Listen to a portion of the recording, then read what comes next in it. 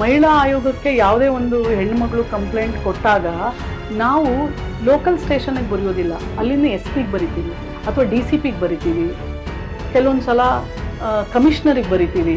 Higher ಅಥಾರಿಟಿಗೆ ಒಂದು ಕಮಿಷನಿಂದ ಒಂದು letter ಹೋದ್ರೆ it is a very serious matter, it is a serious concern. ಯಾರು ಲಘುವಾಗಿ ತಗೊಳ್ಳೋದಿಲ್ಲ. ನಾವೊಂದು ಈ ಥರ ಒಂದು ಮಹಿಳೆ ಬಂದಿದ್ದಾಳೆ, ಅವಳಿಗೆ ನ್ಯಾಯ ಸಿಗಬೇಕು ಅಂತಂದರೆ ಅವರು ಲೋಕಲಲ್ಲಿ ಹೇಳ್ತಾರೆ, ಲೋಕಲ್ ಸ್ಟೇಷನ್ಗೆ ಈ ಥರ ಕಂಪ್ಲೇಂಟ್ ಬಂದಿದೆ, ಕರೆಸಿ ಅದು ಏನಿದೆ ಆ ಹೆಣ್ಮಗಳಿಗೆ ನ್ಯಾಯವನ್ನು ಕೊಡಿಸಿ. ನಾವು ಯಾಕಂದರೆ ರಿಪೋರ್ಟ್ ಕೊಡಬೇಕು.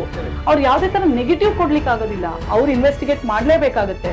ಯಾವುದು ಹೆಣ್ಣು ಮಗಳು ನಮಗೆ ಕಂಪ್ಲೇಂಟ್ ಮಾಡಿರ್ತಾಳೆ ಅದ್ರ ಪರವಾಗಿ ಅವ್ರು ಇನ್ವೆಸ್ಟಿಗೇಟ್ ಮಾಡಿ ನಮಗೆ ವರದಿ ಕೊಡಬೇಕು.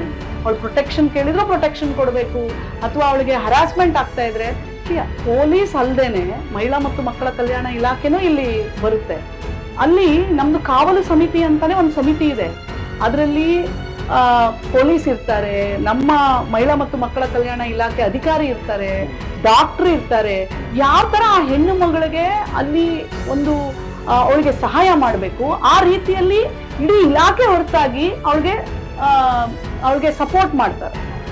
ಸೊ ಅಂದ್ರೆ ನೀವು ಬರಲೇ ಇಲ್ಲ ಅಂದ್ರೆ ಎಷ್ಟೋ ಸಲ ಸಾಲ್ವ್ ಆಗುತ್ತೆ, ಎಷ್ಟೋ ಸಲ ಸಾಲ್ವ್ ಆಗೋದಿಲ್ಲ.